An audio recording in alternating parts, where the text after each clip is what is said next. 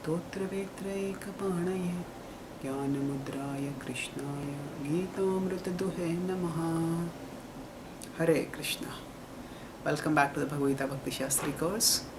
We are now in the 16th chapter. We discussed the divine qualities, and then we came to the point where we just started the demoniac qualities. So Krishna has till now described the divine qualities lead to liberation and the demoniac qualities lead to bondage. So now he will list the demoniac qualities. Let's start the discussion. 16.7 onwards, we'll see. Pravrittim cha nivrittim cha yanana vidurasuraha na shaucham na pichacharo na satyam teshu vidyate. So pravrittim cha nivrittim cha, that acting properly and acting improperly. Prabhupada translates pravritti and nivritti simply as jana na vidurasuraha. So the demoniac people na vidur, they do not know. Na shaucham na apichacharo, and they do not have cleanliness, nor do they have proper behavior. Na chacharo, and na satyam teshu vidyate, and there is no truthfulness among them also. So Krishna starts by describing first and foremost that their behavior is not guided. Now what guides their behavior? Actually, our behavior should be guided by scripture. So only when our behavior is guided by scripture, then can we be acting properly. Just as a sick patient, patient who is sick needs to be guided by the doctor's guidelines. Similarly, we are all sick in material existence, and scriptures are given to help us, to help guide us, so that we can recover spiritually and reclaim our eternal spiritual happiness and loving relationship with Krishna. So, pravritti and nivritti. So the scriptures tell us certain things to do and certain things to avoid, certain prescriptions and certain proscriptions. So do's and don'ts. Now, the demoniac people do not care for them. Vishnu bhakta smrito deva asuras tad viparyaya. The scriptures say that the Vishnu Bhakta Smrito Deva, who are Devtas, those who are the devotees of Lord Vishnu, and those who are opposite to that, that means those who are opposed to Lord Vishnu, they are the demons. And what is opposition to Lord Vishnu? Vishnu is not directly present in this world all the time. He sometimes comes for as incarnations, and those who oppose him are demons. But those who oppose the words of Lord Vishnu, they are also of a demoniac mentality. Now, in the previous verse it was just Dvav imau purushav loke. So Dvav bhuta sargav loke ismin daiva asuraiva cha. So both these two verses start with Dvav. We discussed in 15.16. There are two kinds of purushas, and here it is, there are two kinds of living beings. So both verses start with the same thing, but there's a difference. What is being talked about? There it's talking about fallible and infallible. Here it's talking about that is conditioned liberated. Here it's talking about two people, they need not necessarily be liberated. When the godly are not necessarily liberated. Some of those with godly qualities may be liberated, but many of them are not, they are on the path to liberation. Krishna said, Daivi Sampad Vimokshaya. Daivi Sampad will lead to liberation. So, now when Krishna classifies this, the divine under a demoniac. So what does it imply? Is it that everybody who is not divine is a demoniac? So when Prabhupada was asked this question, Prabhupada was clear about the point. We have to be careful what we mean by the word demoniac. We shouldn't think demoniac means some person who has two horns coming out of the head and maybe some fangs coming out of the mouth and a hideous looking face. Now, that is a stereotype, that is a caricature of a demon. Demons don't necessarily have to be like that. So Jayadvaita Maharaj wrote an article in BTG where he said, who is a demon? So he said that actually, your local politician might be a demon, your postman might be a demon, your grocer might be a demon, your neighbor might be a demon, you might be a demon. So what does it mean? It's more of a mentality. Now if we see in the Mahabharata, the Ramayana is a war between humans and Rakshasas. So Ravana is a Rakshasa. But the Mahabharata is a war between humans only. Kauravas and Pandavas are both humans, and actually Rakshasas are there on both sides.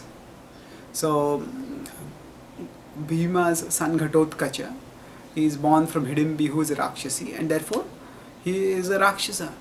And on the opposite side, there was a Rakshasa named Alambusha. So he was a relative of the Bakasur, not the Bakasur from Krishna Lila, but the Bakasur who was killed by Bhima. Bakasur who had a voracious appetite. So, and he was a relative of that, and he wanted to take revenge. So that's why he decided to fight in this war against Bhima. So either way, there were Rakshasas on both sides. And there were humans who were fighting the war. They were the main protagonists, main opponents were humans. But then Duryodhana, although he may not have a body like a Rakshasa, Duryodhana had a Asuri mentality. So there is a divine mentality and there is a demoniac mentality. Now within the demoniac mentality also, there are people who are overtly demoniac and there are people who are under demoniac influence. So many people are godless today, not because they deliberately, at least from this life's perspective, want to be godless. That's because they are living in a socio-cultural situation where they are not given knowledge about scripture. And because when they are not given knowledge about God, then they naturally don't come to know about Him. Some people may be jikyasu who actually endeavor to know about God, but many people don't, and that's how they stay in ignorance. And under the spell of ignorance, they often act godlessly, they act anti-scripturally. This happens sometimes, unfortunately. So this can be corrected, and that's what we will be the theme of the chapter at the end, that Shastram Pramanam, act according to Shastra. But here Krishna is telling that the demoniac, the characteristic in general is that their conduct is not in accordance to scripture. Pravrittim cha nivrittim cha janana vidurasuraha. So in today's society, people think that the scripture is just some old-fashioned, outdated, pre-scientific mythology, or just some more metaphorically created for morality or whatever. They don't consider it as for what it is. Actually, scriptures are a manual for living, and when we don't use the manual, at best we underuse a gadget. At worst, we may misuse, and we may even cause destruction of the gadget, or we may cause destruction of ourselves. If somebody uses an electronic device maybe in an improper way, the device may have some circuitry which may just catch fire, which may explode or whatever. So, not necessarily electronic devices, different kinds of devices. The point is that the manual helps us to use it best. So the scriptures are the manual. The demoniac, pravrittim cha nivrittim cha janana vidurasuraha. They don't follow scripture at all. And the Prabhupada explains in the purport that Prabhupada, they are not in Prabhupada usually when he talks about cleanliness, he talks about internal cleanliness by chanting Hare Krishna. And then Prabhupada quotes Manu Samhita, so which is the law of the human race. And then Prabhupada talks about women. Now, Manu Samhita has when Prabhupada uses refers to Manu Samhita, he is primarily referring to a principle. Now, there are many instructions in Manu Samhita which Prabhupada did not even try to implement in today's society. Because today's society, the cultural situation is significantly different from the situation earlier. So there are many statements which seem to be very casteist or sexist if we don't understand their context. Now, Bhaktivinoda Thakur also said that the Manu Samhita today has been what we have has been interpolated by Brahmanas who wanted to promote their own position, and that's why the specifics of the Manu Samhita may have been undermined. But Prabhupada is referring to if you look at Prabhupada's not just statements but his example also, Prabhupada did not directly try to implement everything from Manu Samhita in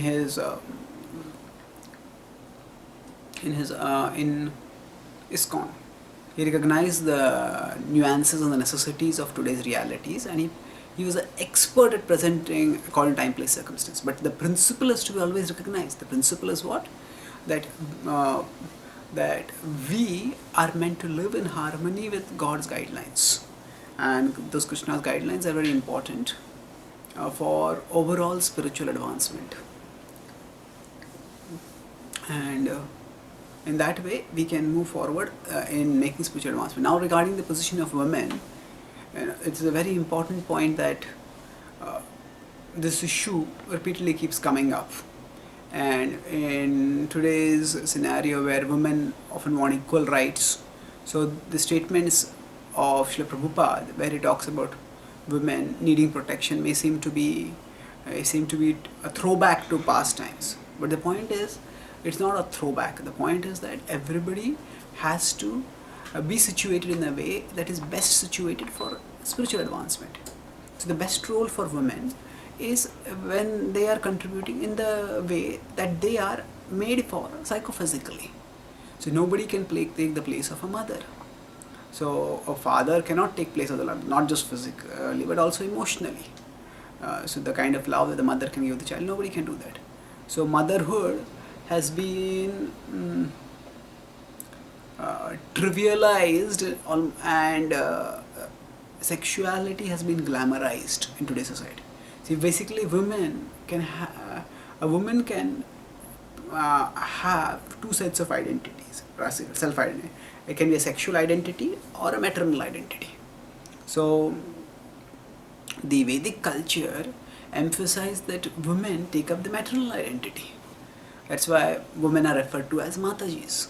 So when women take up the maternal identity, that means that they take up the role of mothers. They will become mothers even if they are not mothers right now. And when they take up that role is a role which actually they can, now both the sexual identity and the maternal identity, neither of them is eternal. It's both are body based only. At the level of the soul, they are also parts of Krishna and they are devotees of Krishna, as according to their Swarupa, whatever it may be. But if you look at the two roles, the sexual role and the maternal role, then the maternal role is far more conducive for spiritual advancement and far more conducive for material harmony also. When a woman takes up a sexual role, that means a woman considers, when society treats women primarily from the point of view of sexual identity, and women also identify themselves based on their, as the word is, sex appeal, then what happens is it creates insecurity even within a woman, because how long is the sex appeal going to last? A woman may look beautiful now, but after, a woman who has lived only for attracting the attention of others based on sex appeal, as the body ages and the sex appeal goes away, then the women feel lonely. And even if the sex appeal is there, the women feel used for their bodies. So the sexuality is an aspect of life, but we have discussed the difference between sexuality and sexualization. It's reducing a person to just a sexual creature. That's sexualization. And that is extremely undesirable. But when we have images in today's society which highlight the female form in various levels of dressing and undressing, and then this sort of imagery perpetuates a stereotype of a woman primarily as a sexual being, and that identity is deleterious. It is extremely harmful. It is harmful for women themselves because it creates insecurity. It is harmful for men because it agitates them, and it is harmful for children because with that, when a woman wants to have that identity, or the society wants women to have that identity, then motherhood is not very easy. So there are so many complications. Why don't want to become mothers, because then during pregnancy the body doesn't look attractive, and then afterwards one has to spend so much time taking care of the child. And people have so many ideas about, when this one identity becomes too highlighted, then everything else becomes trivialized. And it's been widely known that children who do not get, sociologists have talked about it repeatedly, that children who do not get the love of their mothers, often they grow up to be disturbed and disturbed youths who disturb society in turn. So, and for a woman, motherhood is a unique privilege which is given by God. Why should a woman give up this unique God-given privilege and try to become copycats of men? Although women may claim that we want independence from men, which is how the whole feminist movement is often portrayed, But what is the idea of independence? The idea of independence essentially boils down to the idea of women becoming copycat of men. What men are doing, women say that we will do all that. So now whether they can do it or not, that's not an issue. Women can become determined and say we will succeed in the sports, we will succeed in that field, we will succeed in that field. Now the point here is not whether they can or they cannot. The point is that what is the purpose of life, what is the role that we are to play, and how can we play it best. That is the important thing to recognize. So if we forget that purpose, then we can make a mess of everything. So the purpose is that this life is temporary, and the body that we have is just like a dress. And while we are in this body, this world is not a station. It's not a destination. It's a station, and it's a station along which we have to pass. So we pass the life in this world in such a way that we can make maximum spiritual advancement and return to Krishna for eternal happiness. So when a woman takes the maternal role, that means the woman can actually live in a way. A woman can be a mother throughout one's life. A woman may not have sexual appeal throughout life, but the maternal care is eternal, is innate to the psychophysical disposition of a mother, and the woman can offer that throughout one's life. So the dressing, the conduct, the behavior, the lifestyle, all that, if it is more maternal, then the women can also be more peaceful and men can also be more peaceful. Now sometimes this sort of thing is taken to extremes, and when some crimes happen against women are blamed. That is not the point over here. When crimes happen against women, it is men who are to be it is the perpetrators of the crime who are to be blamed, whatever be the situation. But the important point to recognize is that why should women self-identify themselves as sexual creatures and provoke others? Actually, the idea is, when Prabhupada says women should be protected under a husband or son or father, the idea is that then that is the best way they can contribute according to their unique distinctive psychophysical disposition to society. And actually they can also get fulfillment by that. So na shaucham na pichacharo na satyam teshu vidyate. So that's what now Prabhupada talks about the role of women, and thereafter he should talk about let's talk about next verse. So the social condition of demoniac people is very miserable, Prabhupada writes. So asatyam pratishtham te jagadahuranishwaram aparaspara sambhutam kimanyat kama haitukam. So asatyam apratishtham te. This world is unreal and it is without any foundation. Jagadahuranishwaram, that it has no Ishvara. Aparaspara sambhutam. Aparaspara sambhutam, that actually it is just created by mutual contact without any further cause. Kimanyat kama haitukam. It is used to lust only and there is no other cause. So what is Krishna referring to over here?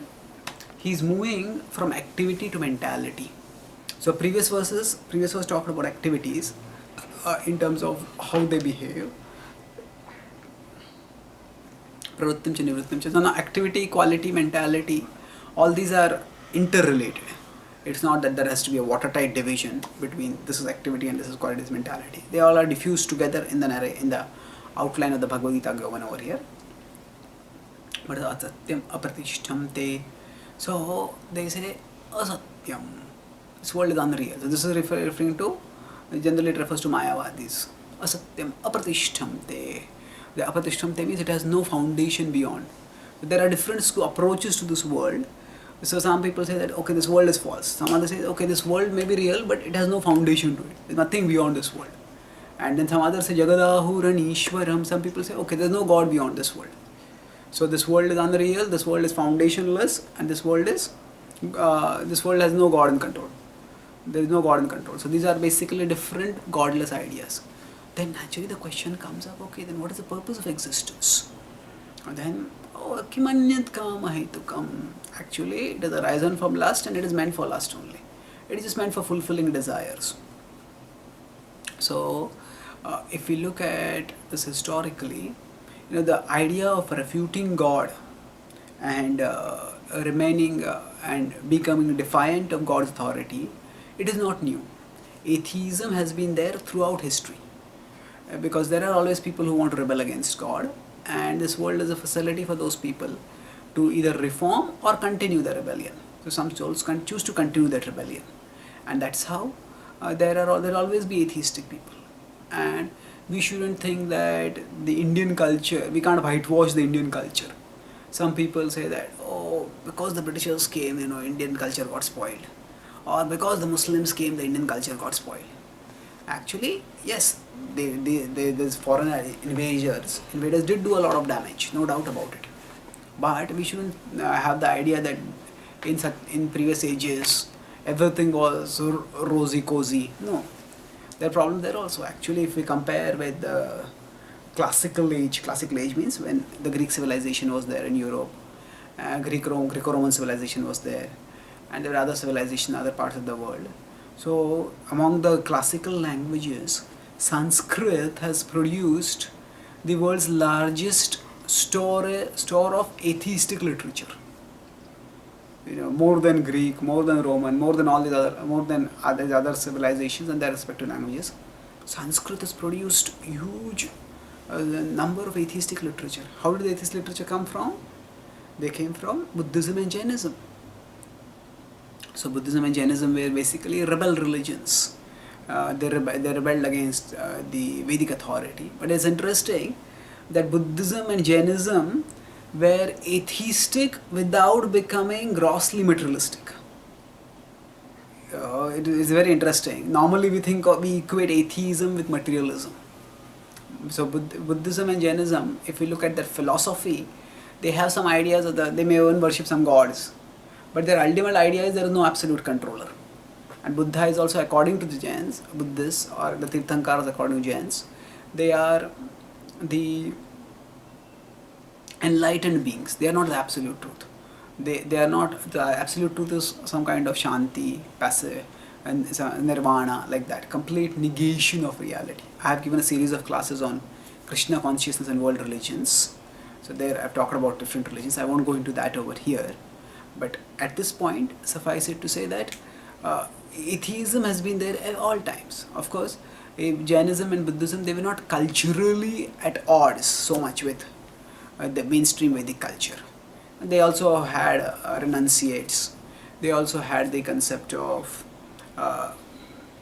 regulation of one's material engagement so that one can pursue a reality beyond this world, and the understanding that this world is a place of misery and one needs to get out of this world if one wants to become free from misery. But so Prabhupada writes that Buddhism, impersonalism and Vaishnavism, all three are common, have the common understanding that this world is a place of misery and trying to enjoy in this world increases the misery. But we have to get out of the world. Now what is the beyond the world? They have different opinions for that. So anyway, atheism has been there throughout history. But in the modern times, atheism has become intellectually glamorized. And where does the glamour of atheism come from? It has come from science. Or rather, it has not come from science. Atheism has stolen that glamour from science. Atheism has masqueraded itself in scientific garb. So there are many people think that to be scientific means to be atheistic. Actually, science is just a tool for acquiring knowledge. And that tool can be used positively to go towards God. That tool can be used negatively to go away from God. Science is basically study of nature. Now from the study of nature, one can either infer towards the transcendent controller, or one can infer towards the rejection, the denial of a transcendent controller. So science is basically like a map or a mirror or a microscope. Basically a tool for studying nature. It's not just a physical tool, it's an intellectual tool. So it has some, there is a methodology of studying, there are apparatus used for studying, all that is there. But the important point is that because there have been theories which deny the existence of God, which reject God, because of that, and these theories are portrayed as scientific. Actually, they are not scientific. they are at best pseudoscientific. So these theories which claim to explain everything about creation without needing any reference to God. So these theories have actually led to people thinking that to be religious we have to be atheistic. And because of such thinking, because of thinking that to be religious we have to be atheistic, they often give up religion. And when they give up religion, what happens is that they end up becoming atheistic when because of their attraction to science. So asatyam apratishtamte jagadahur anishwaram. Jagadahur anishwaram. That there is no Ishvara in control of the world. And that was we had discussed earlier about theism, deism and atheism. So prior to Newton's times, the world was understood to be theistic. Theistic means that there is a God is the creator and God is the controller. That was the mainstream understanding. But then Newton proposed the laws of motion, and subsequently more and more phenomena started being explained in terms of laws. Therefore, the idea was, okay, the laws are governing the behavior of matter, then there is no role or room for God. So therefore, in the functioning of the universe, so the idea came that God may be the creator, but God is not the controller. So that is deism. God is the creator, not the controller. And that continued till Darwin's time. And when Darwin proposed the theory of evolution, then that was actually, even at Darwin's time, Darwin also said that the evidence for his theory is extremely flimsy. But he said in the future research will be able to find the evidence. But anyway, his point was, his theory, although the evidence was flimsy, if we consider survival of the fittest, then Darwin's theory is actually unfit to survive. The evidence is so flimsy for it. And not only is the evidence flimsy, even the theory itself is flimsy. I will not go into that subject here. But the important point is that theory became popular, if you look at the history of science, because it became a bulwark for atheism. It became an intellectual basis for atheists to reject God, and not only reject God, but to revile God. Revile means to criticize as old-fashioned, criticize as mythological, criticize as unscientific. So it became a tool for beating down God, and it became widely accepted. And once it became accepted, so atheism acquired scientific glamour, and theism, belief in God, started seem to many people to be unscientific. But it is not. Science is a tool, and there are many of the greatest scientists in the world have used science and have from science inferred the existence of God by their scientific studies. So anyway, what happened after this was, once atheism comes up, there is no God, then there is no basis for right or wrong. So what is if there is no next life, there is no higher reality, there is no higher controller, then I can do whatever I want to do. And if I can get away with it, if I'm clever enough, if I am powerful enough to get away with it, then who is there to stop me? I'm perfect. So that is the idea that comes up. With such an idea, the floodgates for immorality get opened. So the atheist's ultimate secret is that, actually it doesn't even have to be a secret, but often it is that, there is nothing wrong. If something gives me enjoyment, let me do it. That's all. So that's how immorality has come up. And we see within 50 to 100 years after theory of evolution being proposed, 1859 was the time when Darwin wrote his book, The Origin of Species. Then Sigmund Freud came along within 50 to 100 years after, within 50 years after that, and he came up with his theories of sexuality, perverse theories, where he said actually everything is just based on sexuality. And he sexualized everything, and when he sexualized everything, actually the purpose of, he made religion seem to be like a disease, a neurosis. And when he made religion seem to be like a disease, he said actually we have to become sexually free. Whatever sexual urges are there, act on them. And he had when he was a child, he had some sexual attraction to his mother, which of course he could not act on because of social morality. And then he extrapolated from his experience, and he said that actually all boys have sexual attraction towards their mothers, and all girls have sexual attraction towards their father. And because people are not allowed to act on those sexual attractions, so there are so many problems which come up in society. So then he said, actually everything is based on sex. Kim anyat kama hetukam. And now we understand that sex is a predominant force in material life, But the idea that everything is reduced to sexuality, that is a distortion of reality, perversion of reality. And his idea was, okay, have free sexual expression. And once he opened the floodgates, once his ideas, which were more of his creative speculation, imagination than any scientific inference, they were thought to be scientific and taught as scientific. And the result was that then then sexualization, what is called a sexual freedom, what is called a sexual expression, that these are all just words for attractive seeming words for immorality. So these became, again, they acquired a scientific glamour. It is scientific, there are no rules and regulations, just enjoy. And now we have such devastating consequences. Divorces have skyrocketed. So many children are born outside of marriages, and the whole of society has become extremely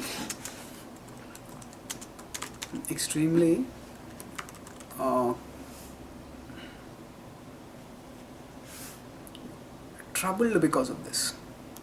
So the whole result has been that people are suffering more and more, and because they're suffering more and more, kimanyat kama hetukam. Kimanyat kama hetukam is that what else is there apart from sex, which is the goal of life. Now Prabhupada makes an interesting point that actually, although the demons say that life is a dream, they are very expert in enjoying this dream. What does he mean by this? That impersonalists, many people fancy impersonalism. They say that they fancy impersonalism. That means that they like the idea, there is a reality in which we all have to become one, and this world is false. But even these people who consider the world to be false, actually, they are expert and they want to enjoy this world. They don't want any regulations in their conduct in this world. As this whole world is an illusion and you can act in whichever way you want, so we will act for enjoyment. It makes no difference how we act. But yes, if this world is false, then why do we want to get more and more entangled in this world? We should want to get disentangled from the world, but they don't do that. So there is this double standards in their philosophy and their action. This world is unreal. We want to come out of the unreal. Why are we engaging in desires, and why are we expanding the desires and the activities that increase our engagement in the dream? So is this world a dream? It is a dream, but in what sense? It is in the sense that it is temporary. But while it is there, it is real for us. The world is real in the sense that the matter is the energy of Krishna, and we are in the material world right now. So we can't wish away either the material world, nor can we wish away our entanglement in the material world. There is a process that has to be followed by which we can get out of this world. So dream conveys temporality, not necessarily unreality. And that temporality means temporariness. Temporality applies even for the waking stage. What the world that we are experiencing right now is also temporary. Our bodily condition is also temporary. We will not be in this body forever. So when we say that the world is like a dream, that does not necessarily mean that the dream is false and so the world is false. No, just like the dream is temporary and should not be taken too seriously, this world is temporary and should not be taken too seriously. But we have to go beyond this world through a process, not just by wishing it away. And that process involves regulating of our conduct. The demons don't want to regulate their conduct. They just enjoy whatever you want to enjoy. And that is unfortunate. So now, let's go to the next verse. Etam drishtim avashtabhya nashtatmano alpa buddhaya prabhavanti ugra karmanah kshayaya jagato hitaha. So etam drishtim, this drishti, this vision, this understanding. What is that understanding? Kimanyat kama hetukam. There is no other, there is no God and there is no other purpose apart from sex. Etam drishtim avashtabhya. Once they have accepted such a vision, nashtatmano alpa buddhayaha. Nasht atmano, the soul is lost. And alpa buddhayaha, the people are less intelligent. And what happens? Prabhavanti ugra karmanaha. So they flourish in doing ugra karma. Ugra karma is terrible activities. Painful activities, painful for them, painful for others. And kshayaya jagato hitaha. So jagato ahita. Ahita is unbeneficial and kshayaya is destructive. So their overall activities are at best unbeneficial, at worst they are devastatingly destructive. So etam drishtim avashtabhyam. So what happens when people succumb to atheism and immorality? Then that etam drishtim avashtabhyam. So the soul is lost. Nashta atmano. So this nashta is in the metaphorical sense. Actually, the soul can never be destroyed. We discussed about atmaha, killers of the soul in the Ishopanishad. So the soul cannot be killed, but nashta atmano. The soul's spiritual awareness, the soul's spiritual inclinations are killed because of excessive material. Nashta atmano alpa buddhayaha. Alpa buddhaya means because of having very less intelligence. Alpa buddhayaha. And what are so they may have intelligence, but their intelligence is restricted to the realm of matter. Restricted to the realm of matter. You know, the earthbound are dearth-bound. Dearth is insufficiency, inadequacy. So the earthbound are dearth-bound. The earthbound means those whose vision is limited to not to earth. Earth is representative of matter and material world.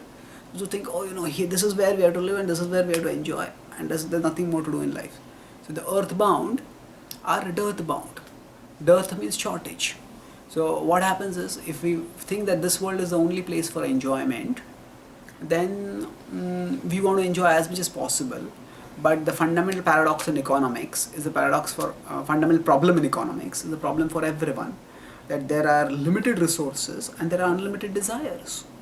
So how can unlimited desires be satisfied with limited resources? They can't be satisfied. So that's why there are haves and have-nots, and the resources of the world are unequally distributed, and the have-nots feel dissatisfied. They feel dearth-bound. You know, oh, I want more and more and more and more. And actually the haves, they have a lot, but even they are dearth-bound because they have greed. And greed makes the wealthy needy. Greed makes the wealthy needy. I need more, need more, need. They don't need it, but they think that they need it. And they feel they can't live without it. So in this way, as long as the person has a materialistic vision of life, no matter how much that person has, still the feeling will be, I want more, more, more. And one will stay dissatisfied. So one will do all kinds of terrible work to try to somehow fulfill the desires. One just can't fulfill the desires, because the desires are so complex, and the desires are so entangling, and the desires are so insatiable.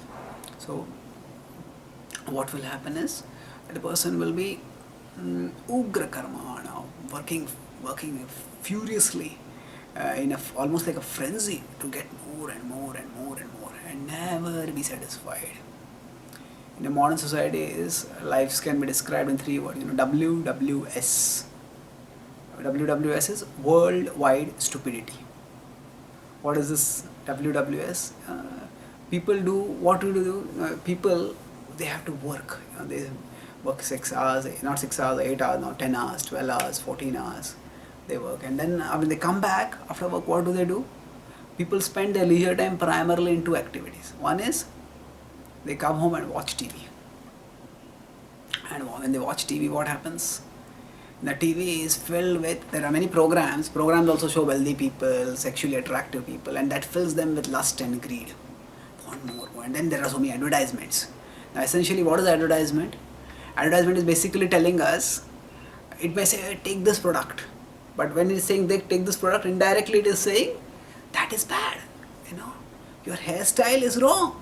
Your shoes are wrong, your dress is wrong, your watch is wrong, your cell phone is wrong, your house is wrong. And what should you do? Change it, get a new one. So naturally when people watch, they watch TV, that's the major activity that they do when they come home. Then after that, they have to go and shop. So shop, purchase this, purchase that, purchase that, purchase that. You know, there is a whole addiction called as shopaholism. Shopaholism means addiction to shopping. People just can't stop shopping. I want that, I want that, I want that, I want that. And then the shopaholics, they just spend their money like anything. And now, even if today's society is so entangled, if you don't have money, still have credit card. If you don't have credit card, take further loans. Just spend money. And people get bound. Now naturally, if we spend money, then we have to work more. And when we work more, we feel more tired. And we feel, I need a break. And then when we come home, we want to watch more TV. And when we watch more TV, then what happens? We feel, oh, I want to purchase this, and we go and shop more. And then it just becomes an entanglement. Work, watch, shop. WWS. Worldwide stupidity. That's how it is, Ugra karmana. So people have to work so painfully often. It's ugra karmana kshayaya jagato hitaha kshayaya. Prabhupada here talks about weapons of mass destruction.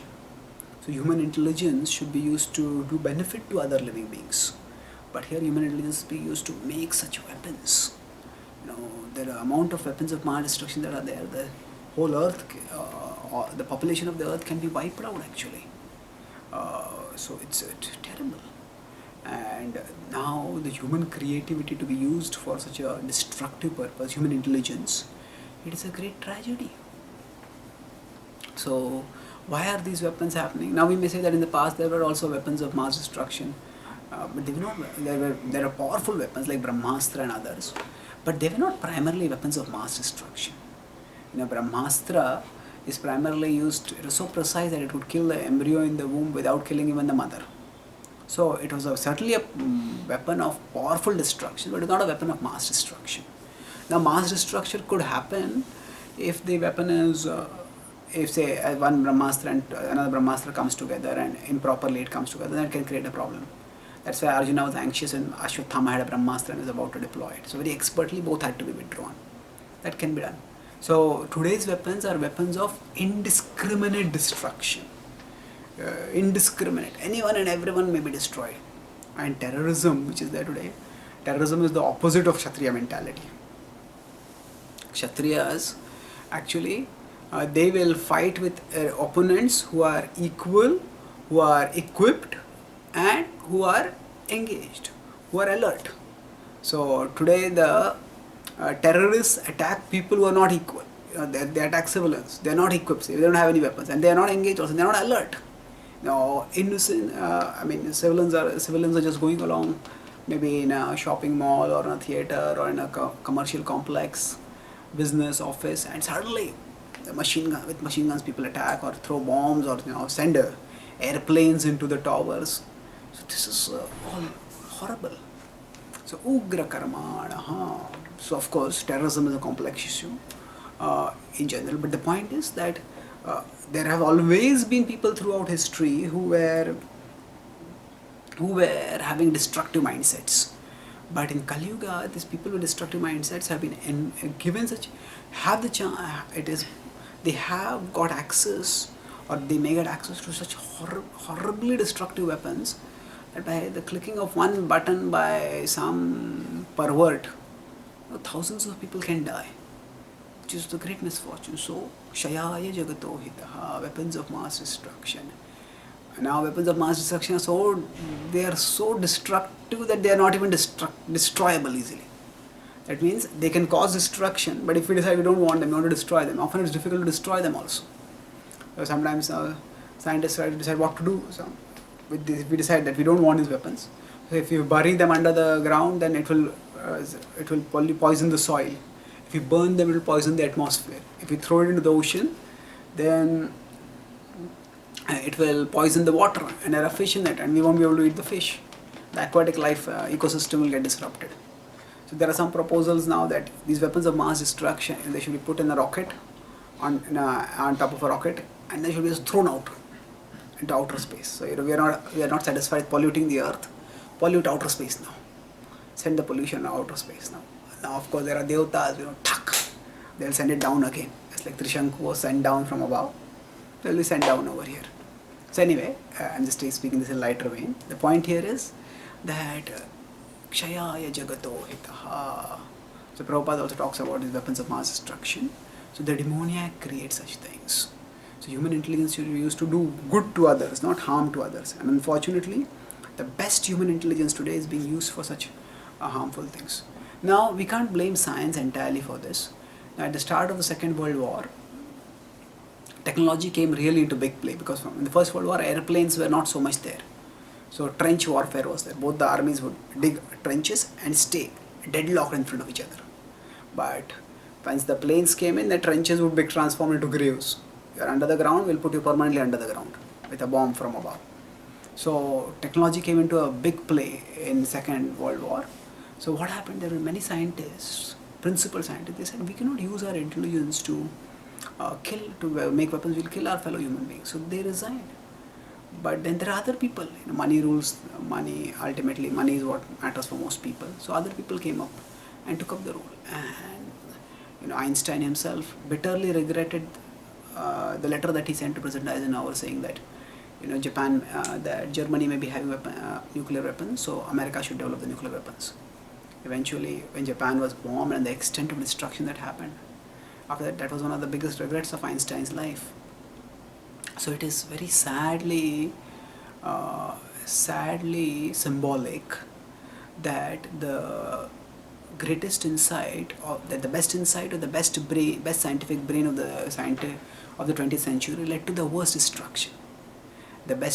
Einstein is widely considered to be the best brain of the 20th century, at least from the material perspective, and his best insight was E is equal to mc square, the interchangeability of matter and energy. And what did that lead to? That was the basis by which the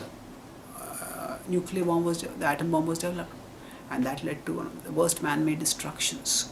So it's unfortunate. So though there will always be people with destructive mentality, but today those people can have such terrible power that they can wreak havoc everywhere. So Kshayaya Jagato Hitaha.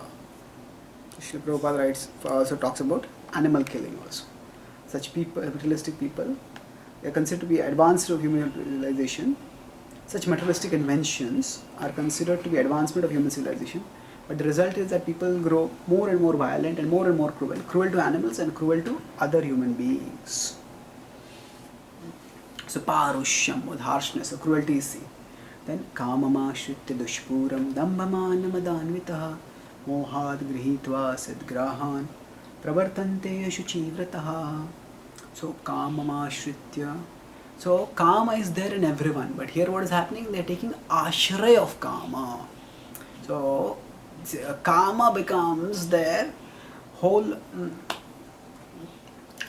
and soul of life. Instead of taking ashray of Krishna, they take shelter. Ashray of kama. What does it mean to take ashray of kama? People have this idea. There is no problem so big that sex can't solve it. And, just whatever is the problem, just have sex. The problem will get solved.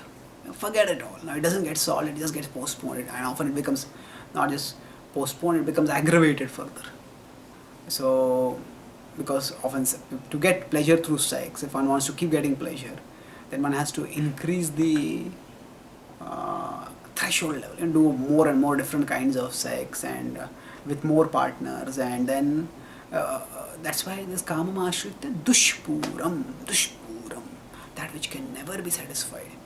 So everybody has lust, and there is a civilized way in which that lust can be engaged and purified. That is through marriage. Dharma, artha, kama, moksha was the progression in Vedic culture. And marriage has been there in other cultures also. But here, kama ashrita dushpuram, this shelter of kama. They think that, yes, through kama, we will solve our problems. Actually, the devotees understand there is no problem so big that Krishna can't solve it. But these demoniac, godless people think that there is no problem that sex can't solve. So just enjoy. Dambhamanamadhanvitaha. So that is kama ashrita dushpuram. This kind of devotion to kama, taking shelter of kama, that is disastrous. So there are so many diseases and so many divorces and so many sexual crimes that happen because of uncontrolled lust. And people think that fulfilling lust is the goal of life. So dambhamanamadhanvitaha, that they are filled with arrogance and pride and prestige. So our acharyas talk about cross sex and subtle sex. Subtle sex is the desire for honor, And mohat grihitva asadgrahan. Mohat, because of illusion, what happens? Grihitva, they accept asadgrahan. They accept that which is asad, that which is temporary. They accept it and they think this is real. This is it, almost eternal. You know, if all the movies, they often end with and they lived happily forever. So they lived happily forever is a white lie, and it's exactly opposite of dukkhalayam ashashvatam. Happily dukkhalayam and forever ashashvatam. So it's a white lie. But people accept it and people want to believe it. Yes, this is how it will be. This is how they will enjoy. Mohat grihitva asadgrahan. Grihitva asad. That they accept it as true, and then pravartante ashuchi vrataha. Pravartante means they engage in. And what do they engage in? Ashuchi vrataha. Ashuchi vrataha is unclean vows. So Baldev Vidyabhushan explains that this can refer to the left-handed tantra. You know, the left-handed tantra is where people engage in sex in all sort of indiscriminate ways, and they think that sex is a means to spiritual advancement, and they do black magic and all those things like that. So when they use this kind of, they do inauspicious activities and they do it with determination, make a vrata of it, ashuchi vrataha. That is disastrous. So ashuchi vrata, people have the idea that there is this Guinness Book of World Records. So is there where they put different kinds of records. So what kind of records do they have? All different kinds of records. One record is, there are couples who kiss each other. And how long can you kiss? How long can you just keep your lips next to each other's lips? So the record was that some couple in Thailand kept kissing each other for 47 hours. Now even from the point of view of basic human hygiene, the mouth secretes saliva and there is no pleasure over there, just sticking them out together for 47 hours. But just for the sake of a record, and then all the newspapers, it was a big splash in the newspapers. So this is ashuchi vrataha. So actually doing that which is completely perverse. So this sort of things happen because people have just no, it all starts with people have no reference point for understanding what life is meant for and how life is to be lived. So there are so many examples of ashuchi vrataha. We won't go into the specifics, but when people don't have a reference point to scriptures, then this is what happens. There was some model in India. So in India's, the World Cup was there. So at the time of India's World Cup finals, the model said that if India wins, then for the Indian national team's pleasure, I will strip myself completely. And then that became a big headline in newspapers. And now, what happens when people don't have a moral balance, moral reference? Then they become imbalanced. So to fight violence against animals, cruelty against animals in slaughterhouse and other places, there is an organization called PETA, which does a lot of good work, People for Ethical Treatment of Animals.